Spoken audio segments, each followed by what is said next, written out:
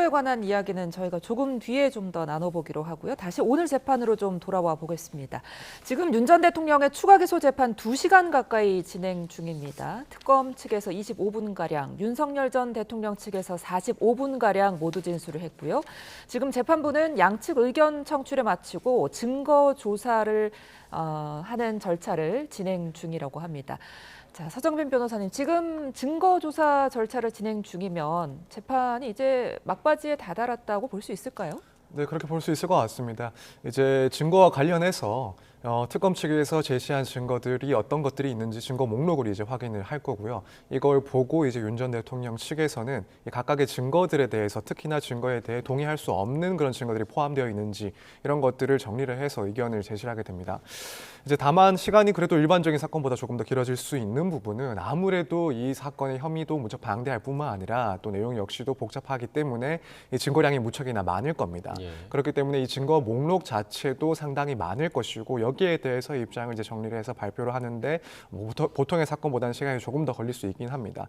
앞서 이제 증거 목록 같은 경우에는 이미 윤 전 대통령 측에게 제출이 돼서 기본적인 의견들은 한번 정리가 됐을 거라고 보이긴 합니다만 그럼에도 불구하고 일단 양 자체는 무척 많을 것이다라고 예상되기 때문에 시간이 조금은 일반적인 경우보다는 더 걸릴 수 있다. 다만 일단 재판 자체는 어느 정도 막바지에 이르렀다라고 볼 수가 있고 그렇게 되면 이제 이 증거 관련된 절차를 진행하고 나서는 향후에 이제 재판들을 어떻게 진행할지 그 일정들에 대해서 또 재판부에서 의견을 얘기하고 또 조율을 해볼 수가 있습니다.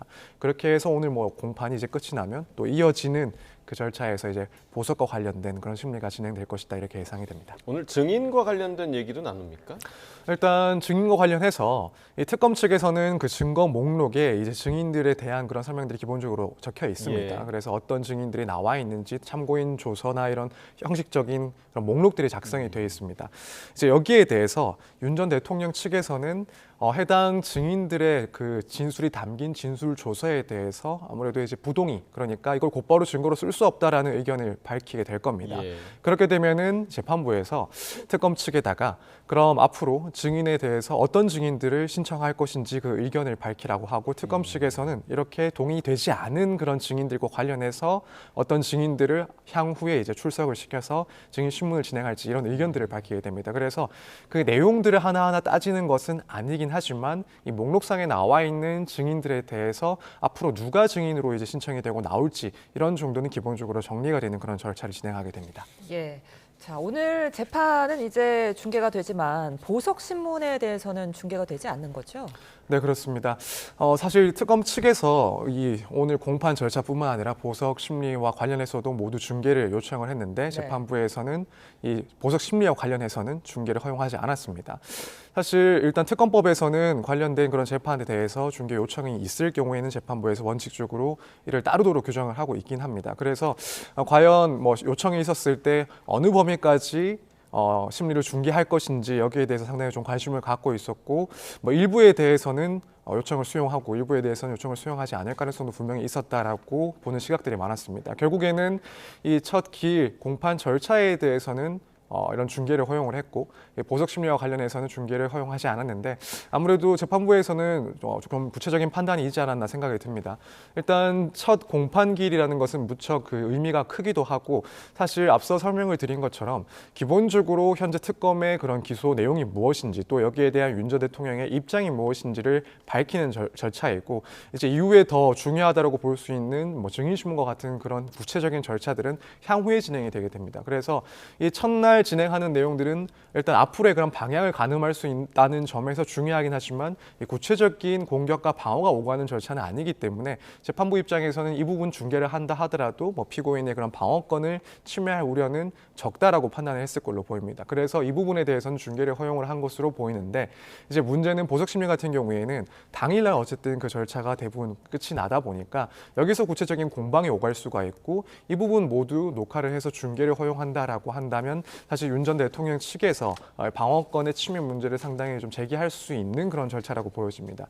따라서 이 보석 심리와 관련해서는 전체적인 그런 과정을 중개하는 것이 뭐 국민의 알 권리도 중요하긴 하지만 그만큼 또 윤 전 대통령의 그런 방어권을 침해할 우려도 있다라는 점을 재판부에서는 조금 고려하지 않았을까. 그래서 이제 보석 심리에 대해서는 중개를 허용하지 않는 방침을 정한 것 아닌가 이렇게 생각을 하고 있습니다. 네, 그리고 뭐 지금 모든 재판이 중계가 될 것이냐 이 부분도 주목을 받고 있긴 한데 아마 뭐 특검에서는 모든 재판을 그렇게 하진 않을 거다. 왜냐하면 국가 기밀이 다뤄지는 그런 내용들도 있을 거고 그러니까 이런 부분 좀 민감한 사안이기 때문에 다 중계가 될 거라는 기대는 할 수가 없는 상황인 거죠. 네, 저도 개인적으로는 그렇게 전망을 예. 하고 있습니다. 물론 뭐 출석하는 과정에 대해서 공개 정도까지는 재판부에서도 수용을 할 수 있다라고 보는데 이제 이런 재판 심리 과정을 모두 중개한다는 것은 재판부 입장에서도 상당히 좀 신중하게 접근을 해야 되는 문제라고 보여집니다. 물론 당연히 국민의 알 권리를 보장한다는 것은 무척이나 중요한 그런 점이긴 하지만 한편으로는 이 사건 재판의 당사자인 윤 전 대통령에 대해서 이 필요한 그런 방어권을 보장해 줘야 된다는 것도 분명히 재판부에서는 신경을 쓸 부분입니다. 예. 만약에 구체적으로 이제 증인신문 등 이런 변론 과정이 진행되는 절차까지도 모두 중개를 허용한다라고 한다면 아무래도 이제 윤 전 대통령 측에서는 이 방어권을 충실하게 행사하는데 상당히 부담감을 표시할 수밖에 없습니다. 그리고 이 점은 재판부에서도 결코 이제 간과를 할 수 없는 부분이라고 생각할 것 같습니다. 이 공정성을 보여준다는 것이 물론 국민의 알 권리 그래서 재판이 공정하게 그리고 투명하게 진행된다는 것을 보여주는 것도 중요한데 또 한편으로는 이제 피고인에게 부당한 그런 방어권의 침해를 하지 않는다는 것도 무척 중요하기 때문에 이 점을 고려한다면 사실 뭐 앞으로의 그런 다른 이후의 그런 절차에 있어서는 모두 중개가 된다라는 것은 조금 기대하기 힘든 점이 아닐까 이렇게 생각을 하고 있습니다. 예, 지금 말씀해 주시는 동안 재판부에서 다음 기일 날짜를 발표했는데요. 다음 기일은 10월 10일 오전 10시 15분으로 잡혔습니다. 예. 재판부는 1심을 6개월 안에 해야 하기 때문에 주 1회 이상을 계획하고 있다고 밝혔고요. 10월 10일, 17일, 그리고 20일, 31일을 기일로 지정했습니다. 매주 금요일에 공판을 열고 추가 시에 화요일에 진행을 한다고 하는데요. 향후 재판 절차와 일정은 이제 확인 중이라고 합니다. 자, 이 정도 기일이 지정이 된 거면 재판 속도가 좀 빠르다고 볼 수 있을까요? 어떻게 봐야 될까요? 일단 뭐 통상적인 사건들 같은 경우에는 뭐 3주, 4주 정도에 한 번씩 공판이 열리는데 그것과 비교하면 분명 뭐 빠르다라고는 이야기할 수 있을 것 같습니다. 특히나 이제 재판부에서 언급을 한 것처럼 결국에는 이 구속 기한이라고 할 수 있는 이 6개월 안에 재판을 끝내야 된다라는 점을 특별히 또 중요시하고 있기 때문에 이렇게 일정을 잡은 것은 충분히 신속성을 확보하기 위한 그런 일정 조율이다라고 보여집니다. 물론 경우에 따라서는 일정이 조금 부족하다고 판단할 수도 있긴 합니다. 예. 특히 이제 윤 전 대통령 측에서는 하나하나 이 혐의들에 대해서 다투고 있고 법리적으로 검토 가능한 또 주장할 수 있는 내용들을 꼼꼼히 현재까지 주장을 하고 있는 상황으로 보입니다. 그리고 여기에 대해서 앞으로도 상당히 좀 치열하게 사실 뭐 중요도를 떠나서 어떠한 쟁점이든 간에 상당히 치열하게 다투지 않을까라고 예상이 되기 때문에 일단 지금 재판부 입장에서는 이 정도 일정으로 충분히 6개월 안에 재판이 끝낼 수 있다라고 보고 있긴 합니다만 뭐 실제로 구체적인 재판 절차 진행에 따라서는 과정에 따라서는 재판 기일이 조금 더 지정될 가능성도 있지 않나 이렇게 보고 있습니다. 네, 자 12월까지 15회 기일을 우선적으로 지정하고 또 추후에 그러니까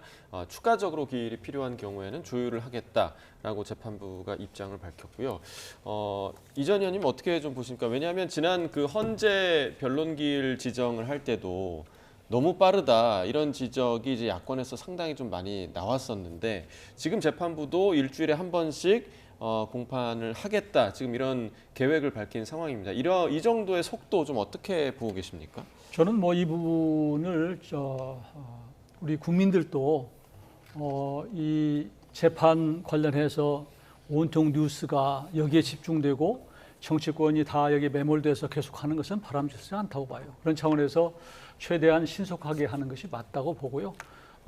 지금 뭐 재판부 저렇게 촘촘하게 일정을 잡은 것은 12월까지는 심리를 마치겠다는 생각이 지금 들어있는 것 같아서 이런 정도면은 내란 전담 재판부 이런 거 만들지 말고 자꾸 더 건드려서 덧나게 하지 말고 지금 재판부 1심 재판부 맡기고 그게 또 그 결론에 따라서 2심으로도 넘어가서 또 판단할 거 아니겠습니까? 이게 우리 대한민국의 삼권 분립이나 사법부의 존중에 맞다. 그런 차원에서 저는 이번 재판부가 지금 어떤 의지를 저렇게 보여주고 있다고 봅니다. 네, 지금 예. 방금 소식이 들어왔습니다. 첫 재판이 2시간여 만에 조금 전에 종료가 됐다라고 지금 소식이 들어왔고요. 이어서 아마 바로 이제 보석 신문이 이루어질 것으로 보이는데, 물론 이제 지금 첫 재판에 대한 영상이 저희한테도 아직은 들어오지 않았습니다만, 보석 신문에 대한 영상은 지금 공개되지 않을 예정이고요. 이 자리에서 지금 윤 전 대통령 측이 그동안 주장했던 대로 뭐 건강 문제를 계속 좀 강조할 것으로 보이죠. 어떻게 좀 예상하세요? 네, 그렇습니다. 지금 윤 전 대통령 측에서 이제 보석을 이제 청구를 하면서 주장하고 있는 두 가지 정도를 이야기를 하자면, 하나는 이제 건강상의 그런 예. 문제, 그리고 또 하나는 이 피고인의 방어권 보장을 위해서 이 보석이 필요하다라는 주장을 하고 있는 것으로 알고 있습니다. 그렇기 때문에 뭐 재판부에서는 당연히 이런 점들 중점적으로 해서 오늘 심리 그리고 앞으로의 판단에 이제 좀 고심을 할 것이다 이렇게 보여지고, 이제 결국 건강상의 문제와 관련해서 이 아무래도 구속되어 있는 상황에서 실제로 건강이 상당히 좋지 않다라고 한다면, 이 구속이 계속 길어졌을 때 이 되돌릴 수 없는 그런 건강상의 문제가 발생할 우려가 있다라고 판단이 된다면, 아무래도 이제 법원 입장에서는 이 불구속 상태에서의 재판을 고려할 수밖에 없을 겁니다. 물론 이것을 판단하는 데 있어서는 구체적인 그런 자료들이 제시가 돼야 될 겁니다. 다만 실제로 이제 그런 자료들이 제시될지에 대해서는 조금 의문을 갖는 시각들이 많이 있는 것 같습니다. 앞서 뭐 내란과 관련된 그 혐의 재판에 있어서도 일단 뭐 구치소 입장에서 봤을 때 그 의견들을 봤을 때는 건강상 출석이 어려울 만한 그런 문제들은 보이지 않는다라는 그런 의견을 또 내보내기도 했었고, 뭐 추가적으로 이제 윤 전 대통령 측에서 뭐 관련된 뭐 의사의 소견서라든가 혹은 진단서가 제출되었다면 이제 이 부분이 조금 중요해질 수는 있을 것 같습니다. 이제 또 하나는 피고인의 방어권 보장을 중요한 이유로 또 삼고 있긴 한데, 이제 지금 윤 전 대통령 측의 그런 입장을 정리를 하자면, 결국에는 뭐 앞서 진행 중이던 그런 내란 재판도 무척이나 일정이 상당히 상세하게 집요하게 진행이 되고 있는 상황이고, 거기다가 지금 이 재판까지도 진행을 하기 위해서는 결국에는 뭐 변호인의 접견들도 상당히 자주 진행이 돼야 되는데, 아무래도 구속 상태에서는 그런 것들에 이제 제한이 있을 수밖에 없기 때문에 이 방어권에 중대한 그런 침해가 발생할 수 있다라는 점을 들고 있는 상황입니다. 일단 뭐 변호인 측에서는 당연히 주장할 수 있는 부분이긴 한데, 이제 뭐 법원 입장에서는 이런 점들을 고려해서 그 밖에 뭐 도주의 우려라든가 증거 인멸의 우려까지도 함께 판단을 할 겁니다. 또 한편으로는 실제로 이제 방어권이 심각하게 제한되고 있는지 여부를 판단하는 데 있어서 사실 뭐 그동안에 그런 수사기관에서의 그런 특검에서의 그런 출석이 어떻게 진행됐는지, 또 다른 재판이긴 하지만 내란 혐의와 관련된 재판에 있어서도